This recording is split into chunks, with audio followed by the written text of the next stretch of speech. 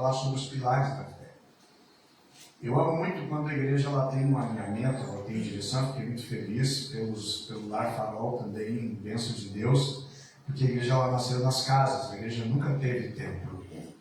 A igreja não começou no templo. Até o templo foi destruído no ano 70. Mas o templo era dos judeus. O templo era um lugar que a nação, o judaísmo utilizava. A igreja não tinha lugar. Então eles se reuniam nas casas. Tanto que a Bíblia diz, Paulo dizendo, saudai a Áquila, a Priscila e a Áquila e a igreja que está na casa deles. Paulo também vai dizer, saudai a Ninfa e a igreja que está na casa dela. A igreja era nas casas. Então, parabenizo a igreja por essa visão de trabalho, né, com pequenos grupos. E um dos pilares, gente, na fé, eu quero compartilhar com vocês sobre um dos pilares que eu considero fundamental para a fé. O apóstolo Paulo disse que a fé vem pelo que ouvir da palavra de Deus, é a fé que produz. A fé é produzida através da palavra. Eu quero falar hoje o tema, né, sobre a palavra de Deus, o pilar da nossa fé. Dr. Billy Graham, grande evangelista, homem muito usado por Deus, ele disse que a Bíblia é mais atual do que o jornal que será impresso amanhã. A palavra de Deus, ela é viva e ela é eficaz, diz-nos a palavra do Senhor no livro de Hebreus. Meus amados, eu quero convidar vocês para juntamente comigo me acompanhar em Colossenses capítulo 3, verso 16, né? Vai anotando algumas coisas, vai pescando algumas coisas aí, né? Para você comentar coisas bem legais, bem preciosas ao teu coração e edificar a vida de quem vai estar no Lar Farol, né? Receber bastante de Deus. Colossenses 3,6, na versão que eu tenho aqui comigo, tá? Ela me traz o seguinte, Colossenses 3,16, tá? Está no Novo Testamento, tá? Depois dá de Mateus, Marcos, Lucas, João, Atos, Romanos, Colossenses, Atos, Romanos, Coríntios, Gálatas, Efésios, Filipenses, Colossenses. Capítulo 3,16 diz assim, acompanhe aí, tá? Diz assim, habite ricamente em vocês a palavra de Cristo. Ensinem, aconselhem-se uns aos outros com toda a sabedoria. Até aqui. Pois o texto vai prosseguir dizendo, cante salmos, hinos, cânticos espirituais com gratidão a Deus no seu coração. Meus amados, o texto aqui ele fala do nosso relacionamento com a palavra de Deus. Não somente fala, mas fala a maneira e a forma como nós devemos nos relacionar com a palavra de Deus. Aí o propósito do texto é realmente nos encher da palavra de Deus, porque a Bíblia diz assim, habite ricamente a palavra de Deus. O que é ricamente? Vem da palavra rico, tá? A palavra rico quer dizer que há muito. Ela não pode habitar no meu coração de uma maneira tão pobre, de uma maneira tão amiúde, de uma maneira tão encolhida. Mas ela deve habitar ricamente em vocês a palavra de Cristo. O texto ele não está trazendo uma sugestão, o texto não está trazendo um aconselhamento, mas está trazendo uma ordenança.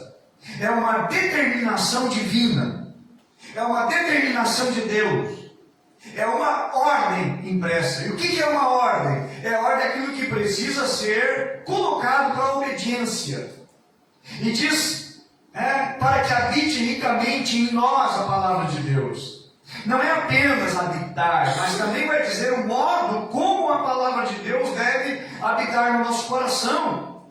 A Bíblia vai dizer que deve habitar de que maneira, de que forma? Ricamente, amém? Amém? Me ajuda a pregar aí? Pode me ajudar? Diz para a pessoa que está do seu lado: habite a palavra de Deus. Diz para ele: ricamente sobre a tua vida. Amém?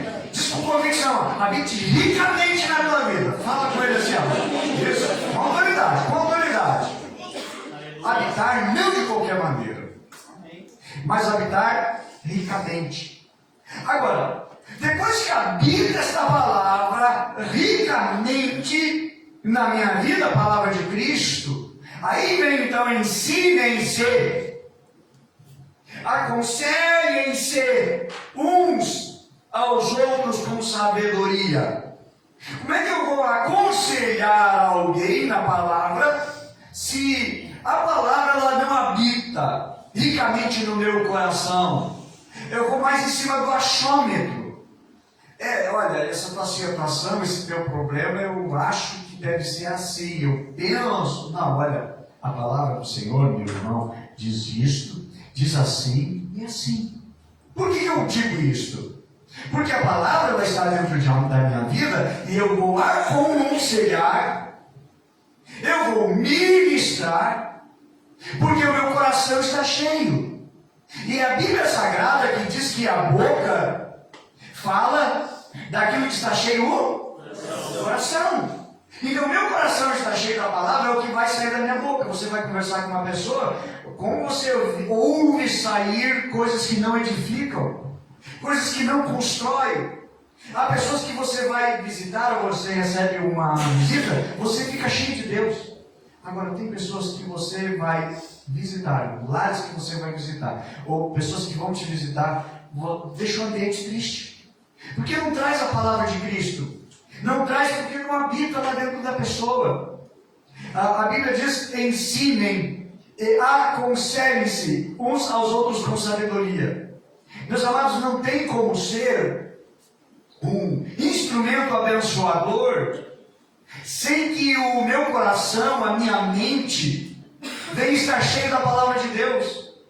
Eu digo que o grave erro às vezes é estudar uma heresia, mas eu não conheço profundamente as Escrituras, eu não conheço profundamente a palavra de Deus, então como é que eu vou estudar uma heresia? Qual é o grande problema, o grande mal que algumas pessoas elas são enredadas nas mentiras? É que chega uma heresia e é colocada aí, a pessoa acaba crendo, é verdade, porque está usando a Bíblia, mas o diabo usou a Bíblia. Lá no Jardim do Éden, usou expressões de Deus para enganar Adão e enganar Eva. O próprio Senhor Jesus, quando vai para o deserto para ser tentado, como é que o diabo chega com a conversa? Ah, Senhor, que pena que está com fome, mas como tu está magro, né? Ah, precisa te alimentar mais. Ele não vem com isso. Ele diz: olha, transforma esse pés no filho de Deus, transforma essas pedras em pães.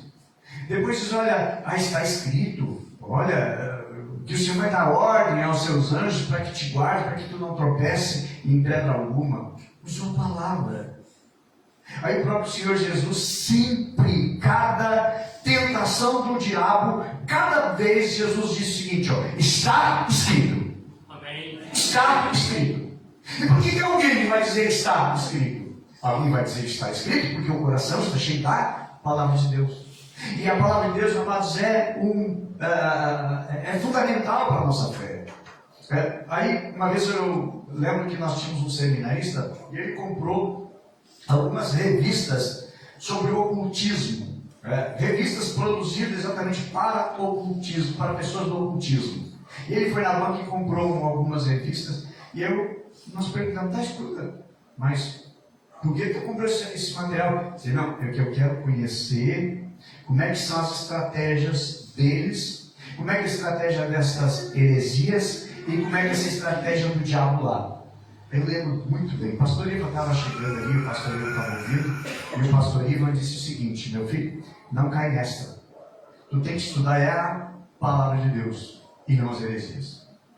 Tu não vai ter grandes qualificações por conhecer a heresia, por conhecer os fundamentos dessa heresia. Tu tem que estar baseado exatamente na palavra de Deus. Aí lembro de uma pessoa que uma vez estava estudando uma nota de $100 falsa, e aí alguém perguntou: mas o que está fazendo com essa nota falsa? Eu estou estudando bem ela, para conhecer as notas falsas. Dizer, não, está tudo errado, rapaz, está errado, tu está fazendo errado, não faz mais isso. Joga fora essa nota aí. Você pega a nota verdadeira, examina bem a verdadeira, conhece bem a verdadeira, porque quando vier uma nota falsa, sabe, olha, é falsa, porque conhece muito bem a verdadeira. É a mesma coisa com a palavra de Deus. Quando eu conheço bem, eu estou firmado bem, eu não sou enredado por qualquer heresia, por qualquer engano, por qualquer coisa, certo? Então o meu coração ele está fundamentado na palavra de Cristo, que gera fé e produz fé no meu coração. Agora, quando a palavra de Deus, o texto sagrado diz habite ricamente, para quê? Habitar ricamente a palavra de Cristo no meu coração. Gente, para que ela permaneça de uma forma abundante na minha vida. Às vezes a pessoa sabe de tudo, normalmente nos dias que nós vivemos, que são dias difíceis, em dias que você tem acesso a informação como nunca antes. Na minha época, quando era ainda adolescente, jovem, tá? Eu já estou agora indo para a casa dos meus 57 anos, com essa carinha aqui de 18, né? 20 e poucos anos. Mas a informação que nós tínhamos é só pessoas que tinham muito recurso, que tinham condições de comprar a enciclopédia Barça ou a enciclopédia Mirador. Porque era muito caro aqueles volumes. Hoje não, hoje você vai ali no Google, faz umas perguntas ali, você não sabe até como consertar a máquina, você vai lá no YouTube e você descobre como fazer. Agora, também tem muitas informações, só que às vezes a gente acaba mergulhando nas mídias sociais, sabe notícia de tudo, e o nosso tempo com Deus e com a palavra de Deus, ela é miúde, é pequeno. E aí chega às vezes a hora de um embate, de uma luta, de uma batalha, você não consegue vencer. E por que eu não consegue vencer? Porque a minha fé não alcançou um nível maior. E por que minha fé não alcançou um nível maior? Porque eu não estou tendo intimidade com a palavra de Deus. Eu não tenho um bom relacionamento com a palavra de Deus. Primeira coisa que quando eu chego em São Leopoldo, há 18 anos atrás, né, praticamente 18 anos, eu perguntei para todos os obreiros. Eu digo, quantos de vocês já leram toda a Bíblia? Gente, eu fiquei envergonhado. Saber que dentro da igreja, obreiros, eu estou falando de obreiros, não tinham nunca, eu estou dizendo nunca e nunca leram toda a Bíblia. Eles liam um texto aqui, um texto acolá, tipo aquela situação de horóscopo, não vou pedir perdão, mas o pastor falou isso, eu faço isso. Você faz isso, eu vou te ensinar. Leia a Bíblia toda. Não leia parte, eu conheço umas partes aqui, umas partes lá. E por que não leia a Bíblia toda? Eu não tenho tempo. Temos tempo sim. Talvez não temos a Bíblia como uma prioridade. E a Bíblia deve ser prioridade. Eu devo conhecer as Escrituras. Eu devo conhecer muito bem. Se eu consigo ter amigos e mais amigos no Face, amigos e mais amigos no Insta, amigos e mais amigos aqui e acolá, certo? Eu tenho tempo para aquilo ali, eu não tenho tempo para a palavra de Deus, eu estou sendo relatos para com Deus. E eu preciso que a minha vida ela seja centrada na palavra de Deus e eu ocupe o meu tempo com as Escrituras, com a palavra de Deus. E pergunto, quem que não conseguiria ter 15 minutos por dia? 15, estou dizendo 15 minutos por dia para a palavra de Deus. Certo seria dar o dízimo. 2 horas e pouco, mais ou menos, é o dízimo de 24 horas. Vamos até dar desconto nesse dízimo. 8 horas você dorme, então você sobra 16 horas. Tá, mas 8 horas eu trabalho. Então sobra 8 horas. Dessas 8, dá o dízimo dessas 8 horas. Quanto tempo que daria de minutos você dando o dízimo do teu tempo para a leitura da palavra de Deus? Eu vou contar uma experiência para vocês. Tem um adolescente na igreja, não é mais adolescente, agora ele é jovem. Ele vinha na igreja com a família, sentado no culto, bom comportamento. Quando ainda meio na idade ainda infantil, ele não ia no ministério infantil, não ia nos cultos das crianças, ficava sempre lá dos pais. E como todo adolescente, né, conhece bem joguinho, conhece muito bem, é mestre nos jogos, excelente mesmo, top. Aí agora, no início do ano, logo depois das 12 noites, eu conversei com esse menino. E ele não era... Nunca decidiu se batizar, ele frequentava a igreja.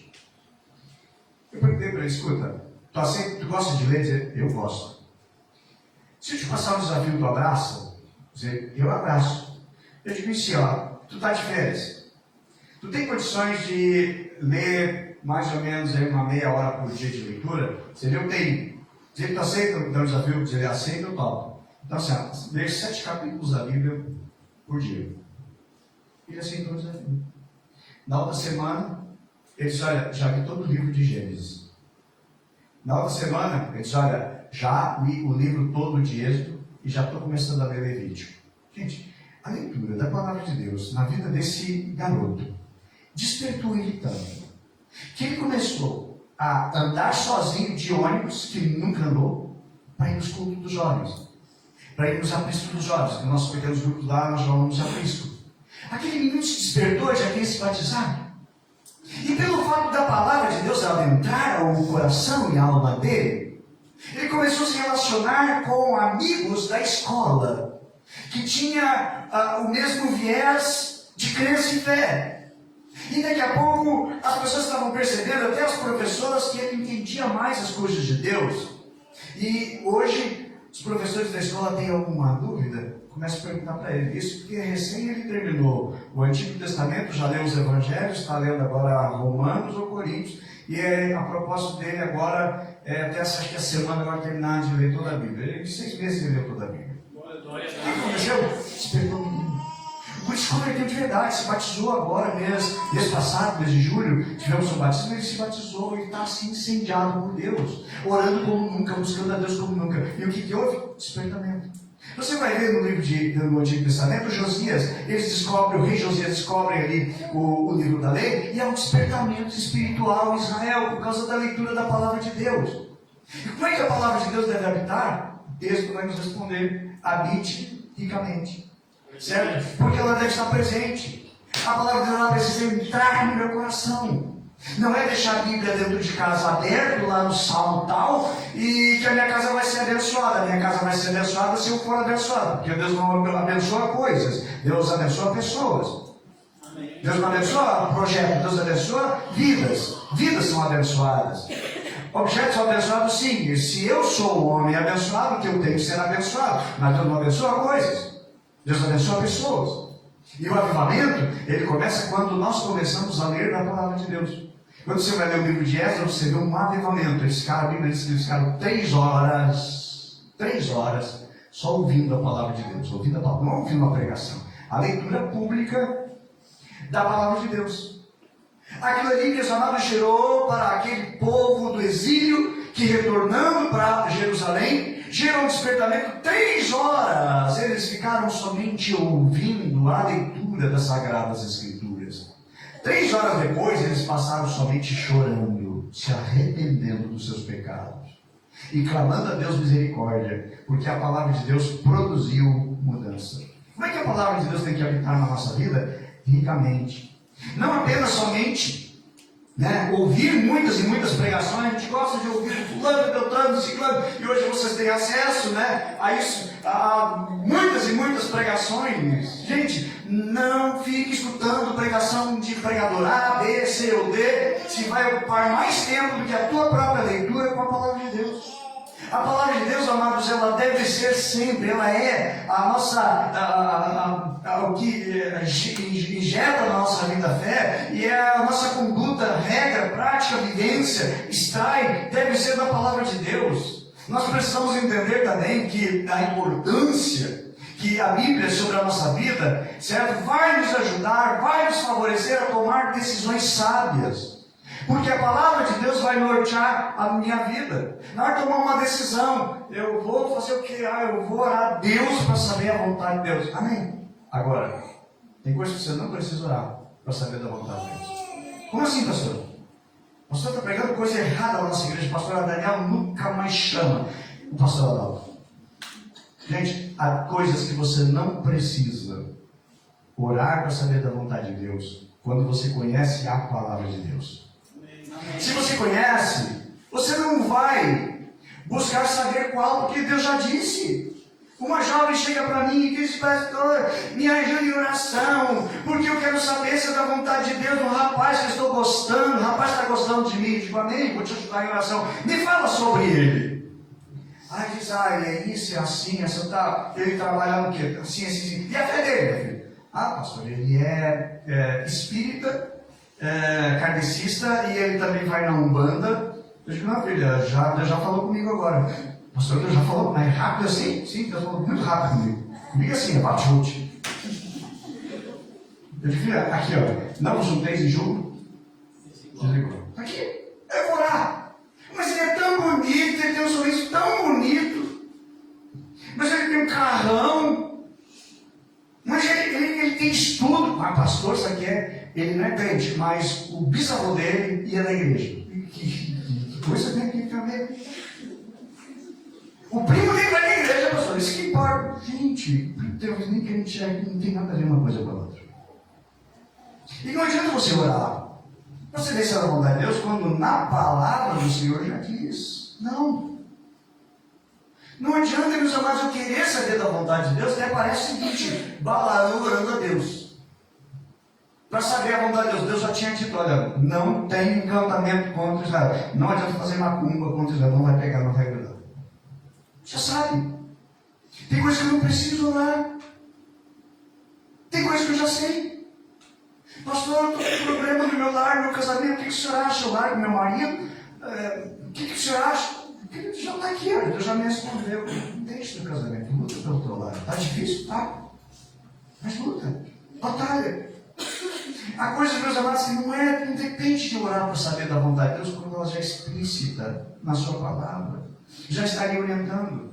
Paulo lhe aconselhando a Timóteo, ele diz o seguinte: aplica-te a leitura. Até a minha chegada, aplica-te a leitura, a exortação e ao ensino. O apóstolo Paulo, um grande bandeirante no Evangelho, pregou o Evangelho, anunciou o Evangelho por toda a Ásia, parte da Europa. E Paulo era alguém que se dedicava às Escrituras. Ele diz ali em 2 Timóteo capítulo 4, o seguinte: quando vieres, traga-me a minha capa, traz os pergaminhos que eu deixei em Troade, na casa de carne. Traz os livros, coisas sagradas para a vida dele, de sustentação de um homem prisioneiro. O que lhe confortava era a palavra de Deus. Eu acho que nós desvalorizamos a palavra. Por que nós desvalorizamos? Porque nós temos e nós não usamos. Enquanto que tem lugares que a palavra de Deus ela é proibida de ter uma Bíblia. Por exemplo, no Cazaquistão, o missionário Edson Teixeira, nosso missionário da Missão Desafio, ele foi fazer um trabalho de entrega de Bíblias lá, e lá é permitido, a lei, as leis do país permitem ter uma Bíblia só em casa, só uma, porque se a polícia for lá investigar e encontrar duas, você vai preso. Mas pode ter um carro, nem no carro você pode ter, só pode estar dentro da tua casa, você não pode sair para a rua com a tua Bíblia. Há países que você não pode ter Bíblia, é confiscado. China é um país que tem grande perseguição. Lembro da história do livro, o livro eu até recomendo vocês lerem, o nome do livro é O Homem do Céu.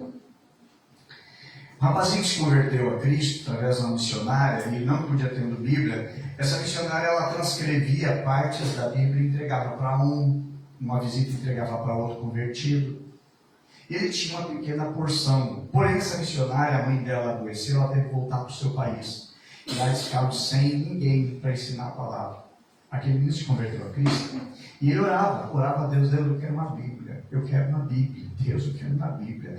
E aquele menino começou a orar. E aí, de repente, descobriu que tinha um ancião na outra aldeia próximo dali, que talvez tivesse uma Bíblia. Aí foi lá visitar ele e disse: olha, eu quero uma Bíblia. Como é que eu faço? Diz ele: não, filho, não existe Bíblia aqui. Mas tu pode ter uma. Mas tu tem que orar muito. Diz ele: mas já estou orando. Não, está orando pouco. Ora mais. E ele se embrenhou em oração, madrugadas inteiras com Deus, orando. Deus, eu quero uma Bíblia. Senhor, me dá uma Bíblia. Passou o tempo, ele voltou lá. Disse: olha, eu estou orando, já orei, estou orando muito. Ele não tem um dia sequer que eu não faça um propósito com Deus. Ele então faz um dia, em jejum agora, começa a jejuar. E ele começou a jejuar e fazer uma refeição só por dia. Tipo assim, tomar apenas um copo assim, com um conteúdo parecido com arroz. E era a refeição dele à noite. Porque todos os dias ele não tomava o tipo café da manhã, almoçava e um lanche à tarde. Mas é só isso aqui que ele tomava todos uma vez por dia. Ele entrou em jejum, buscando a Deus, por uma Bíblia.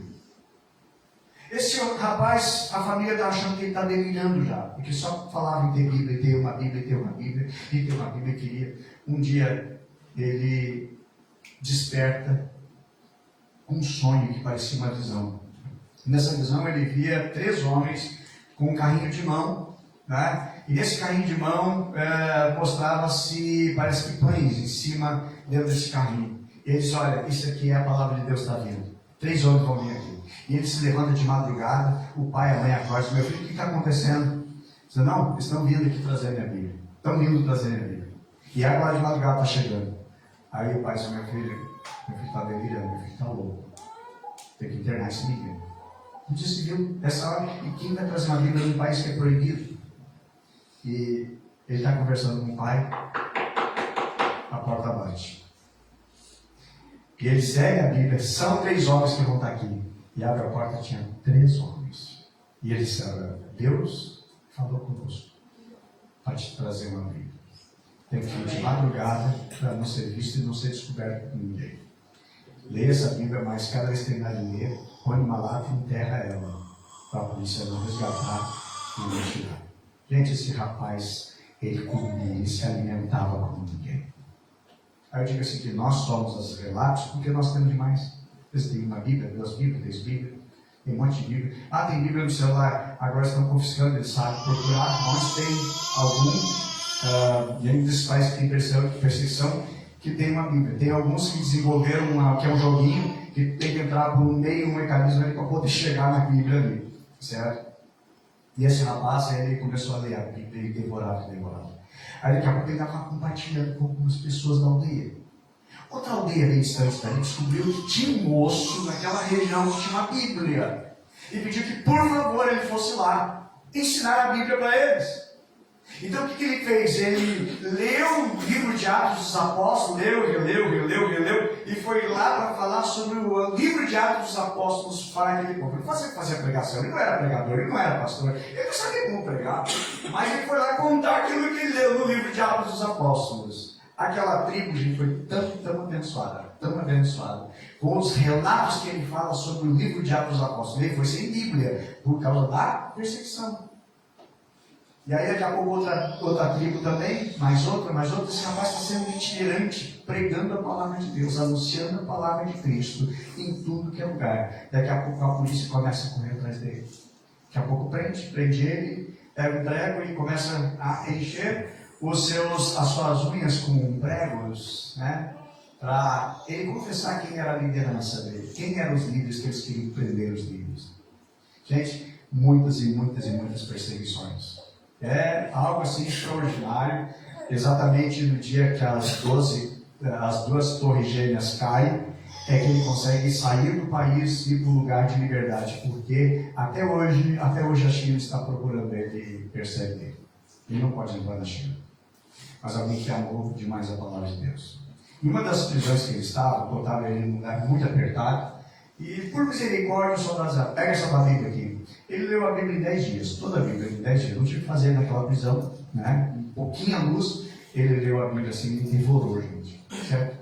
O que tem que estar no nosso coração? Um desejo pela palavra de Deus. E a palavra de Deus, ela vai produzir no nosso coração muita fé. Quando vier uma prova, quando vier uma luta, quando vier uma tentação, você está tão cheio da palavra de Deus, tão absorvido com a palavra de Deus, que você sai atropelando demônio. Certo? Você sai com autoridade. A autoridade de quem tem contato e comunhão com a palavra de Deus. Aí Paulo está orientando Timóteo o seguinte: até minha chegada te aplica a leitura, tá? A exortação em si. Ele estava falando que da leitura pública da palavra de Deus.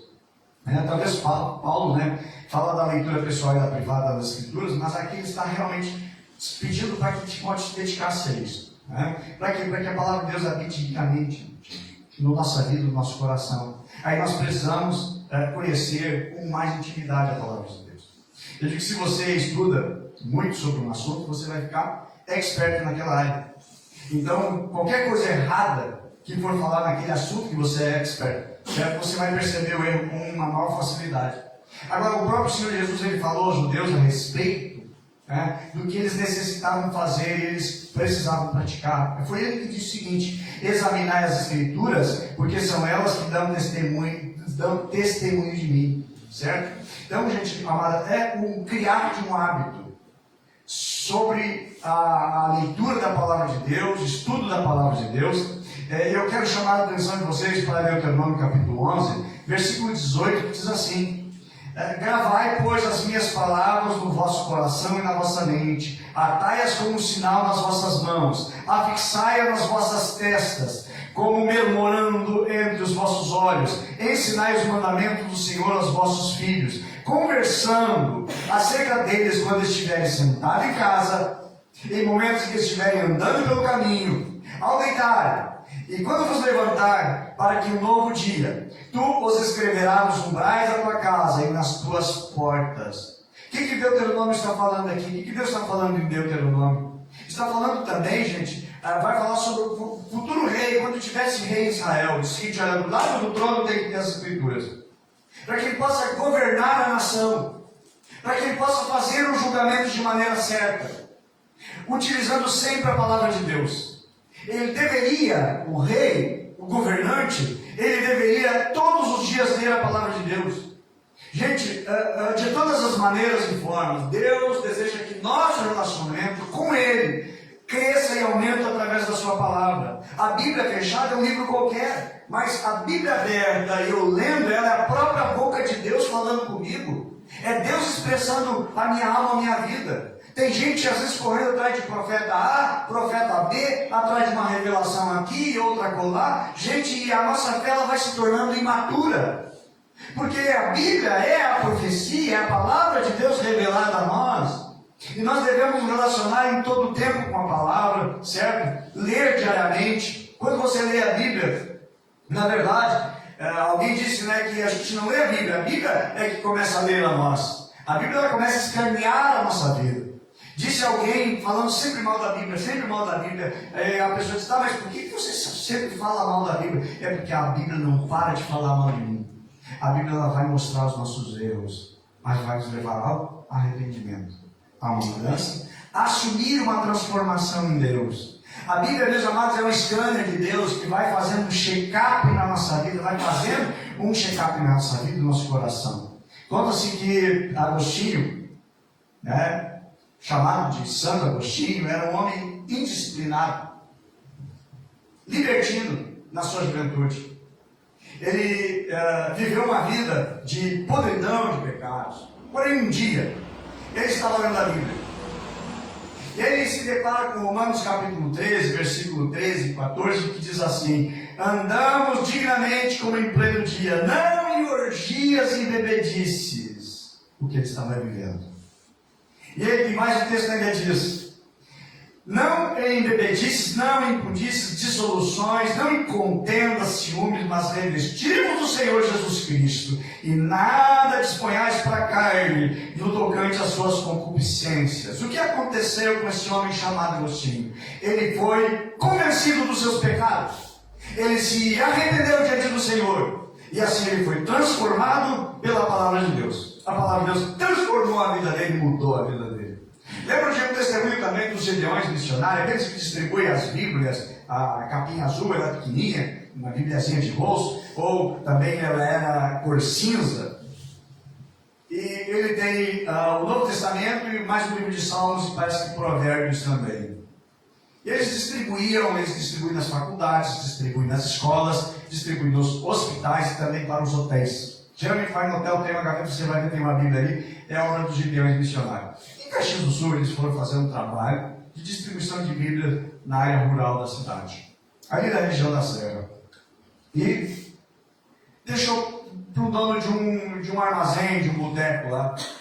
E toda semana vinha um camponês e vinha ali para comprar algumas coisas que precisava e abasteceu a sua casa de pinga, de cachaça, de trago. Toda semana ele vinha, toda semana. Um dia ele chegou lá então e comprou, pediu, o cara botou lá o barril que ele tinha de cachaça, ele botou e encheu 2 litros, mas não tinha rolha. Como não tinha rolha, ele não abriu aquela Bíblia, ele pegou, tirou umas páginas da Bíblia, enrolou, fez uma rolha e colocou naquela garrafa. Aquele camponês foi lá para o sítio dele, lá para as terras dele. Na outra semana, o camponês não veio buscar cachaça. É estranho, não é? Será que o fulano está mal? Será que adoeceu? Toda semana ele vem. Aí passou outra semana ele veio. Aí veio. E aí disse, mano, mas o que houve que não apareceu semana passada? Tá tudo bem? Diz ele, não, tá tudo bem.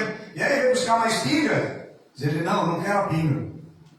Eu quero saber se tem mais daquela rolha que tu botou na minha garrafa. Cara, eu peguei aquela rolha e comecei a ler. E a minha vida foi mudada. Eu senti uma mudança na minha vida e eu quero mais daquilo ali. Por que você está batendo contato, sabe comigo? Com a palavra de Deus que me liberta. Conhecereis a verdade e a verdade vos libertará. É o contato com as Escrituras. É a palavra de Deus que transforma. Tem transformado vidas, meus amados. Tem transformado famílias. Tem restaurado tantas e tantas pessoas. Hebreus capítulo 4:12 diz, porque a palavra de Deus ela é viva e ela é eficaz, mais penetrante que qualquer espada de 2 gumes, e penetra até a divisão da alma, do espírito, das juntas e das medulas, e é apta para discernir os pensamentos e as intenções do coração. A Bíblia diz que é um livro eficaz, que produz vida, certo? É o único livro que quando você está lendo, o autor está ali do teu lado, ele está junto ali. O Espírito Santo vem e me convence. Mas como é que o Espírito Santo vai me convencer se eu não ler a palavra de Deus? É o contato com a palavra de Deus, meus amados, que vai trazer libertação. Eu digo que nós precisamos valorizar, dar importância à palavra de Deus, que é o pilar da nossa fé. Amém. Porque preciso, Deus, primeiro, porque alimenta o nosso espírito. Jesus mesmo disse que nem só de pão viverá o homem, mas de toda palavra que procede da onde? Da boca de Deus. A palavra de Deus procede de Deus, da boca de Deus. Segundo lugar, porque ele é alimento para a nossa alma. O apóstolo Paulo ele escreve que a nossa fé ela é nutrida pela palavra de Deus. Muitos vivem uma fé raquítica, fraca, uma fé apequenada, porque não tem a palavra viva no seu coração, dentro da sua alma. A palavra de Deus, amados, ela é uma arma poderosa. Hebreus 4:2 diz que é uma espada. Jesus usou essa espada, Jesus usou essa arma contra Satanás. Por que Adão e Eva não foram veemente usando a palavra? Não, Satanás, não, cai fora. Porque Deus disse assim, nós cremos na sua palavra. A mesma coisa são diante das lutas, diante das adversidades, nós cremos na sua palavra. E firmar a nossa caminhada de fé na palavra de Deus. Amém. Havia um homem ateu, e ele queria tanto desconstruir a fé cristã. Era um general. E esse general, ele começou então a pesquisar nas maiores bibliotecas do mundo, viajando o mundo inteiro, para procurar conteúdos para que ele pudesse então confrontar a Bíblia, provar que a Bíblia ela não era verdadeira. Quando esse homem começa a fazer pesquisas e se depara com a própria palavra de Deus, de repente ele cai de joelhos e diz, meu Senhor, meu Salvador. Ele entrega a vida para Jesus. Amém. Todo o material que ele compilou, ele serviu para fazer um filme clássico de décadas atrás, que é o filme Ben-Hur. Certo? Porque ele começou a ter contato com a palavra de Deus. A palavra de Deus é a ferramenta que nós precisamos. Salmo 19:7 diz que a lei do Senhor ela é perfeita, ela restaura a alma. A palavra de Deus ela restaura a nossa alma. Um dos homens de maior fé que a história da igreja conta é George Miller, um grande homem de Deus. Ele era conhecido por ser um homem de muita fé. Por exemplo, ele tinha um orfanato com 200 crianças e de repente não tinha mais, o pão não tinha para o orfanato para dar para as crianças. E o que ele dizia? Gente, nós vamos orar, porque Deus vai prover. Todas as crianças na mesa, ele sem pão. E ele dizia, Senhor, nós te agradecemos, porque o pão está chegando. E quando ele estava orando, alguém bate na porta, é o padeiro da cidade. O padeiro disse, olha, senhor George Miller, é o seguinte, eu estou indo levar os pães aqui para a cidade, mas quebrou a roda da minha carreta, eu não tenho como chegar lá. Eles como vão chegar lá, eu fora do horário. O senhor não aceita aqui por ser orfanato? Eu aceito, nós estávamos orando por isso. Chegou na hora certa. A mesma coisa aconteceu uma vez, não tinha leite, a mesma coisa. Mas qual é o segredo da fé de George Miller? Foi um homem que a história conta que ele leu a Bíblia 200 vezes, sendo que 100 vezes ele leu a Bíblia de joelhos, diante de Deus, orando e adorando ao Senhor. Olha o Salmo 1 para nós encerrarmos. A Bíblia diz que a leitura da palavra de Deus, ela produz alegria no nosso coração, tratamento emocional, tratamento psicológico. A Bíblia diz que feliz é o homem que não anda no conselho dos ímpios, nem imita a conduta dos pecadores, nem se assenta na roda dos escarnecedores, dos zombadores. Ao contrário, a sua satisfação está onde? A Bíblia diz que está na lei do Senhor, e na sua lei medita de dia e de noite. Eu digo que quando a gente medita na lei do Senhor, na palavra do Senhor, traz estabilidade.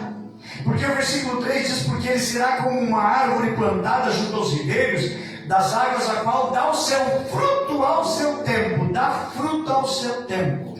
Meditar também na Bíblia traz consistência, porque a Bíblia diz que as suas folhas não cairão, não sofrerá prejuízo nenhum, vai estar firme. Vai chegar lutas, batalhas e tempestades, mas vai estar firme. Meditar na palavra de Deus também traz, gente, prosperidade. Como assim? Ler a Bíblia traz prosperidade? Traz, gente, dá dinheiro que nem água. Como assim, meus irmãos? Explica esse lance aí. Porque a Bíblia diz o seguinte, meus irmãos: tudo que fizer prosperará. Quem medita na palavra do Senhor, dia e noite, tudo que fizer prosperará. Colocou a mão aqui, deu certo. Colocou a mão ali, deu certo. Por quê? Porque ele tem a palavra de Deus e ele vai ter sempre a direção de Deus. Aleluia. Por que José não pecou com a esposa de Potifar? Porque ele tinha a palavra de Deus no coração dele. O salmista disse: guardei a tua palavra no meu coração para não pecar contra ti. Quem lê a palavra de Deus tem juízo. Não despreza a lei do Senhor. Medita na sua lei de dia e de noite. Tudo o que fizer prosperará. Tudo o que fizer prosperará. Amém? Levanta sua mão e diga comigo: tudo o que fizer prosperará. Diga essa promessa. De tudo o que fizer prosperará. É para quem? É somente para quem? É exclusivamente para quem medita na palavra de dia e de noite.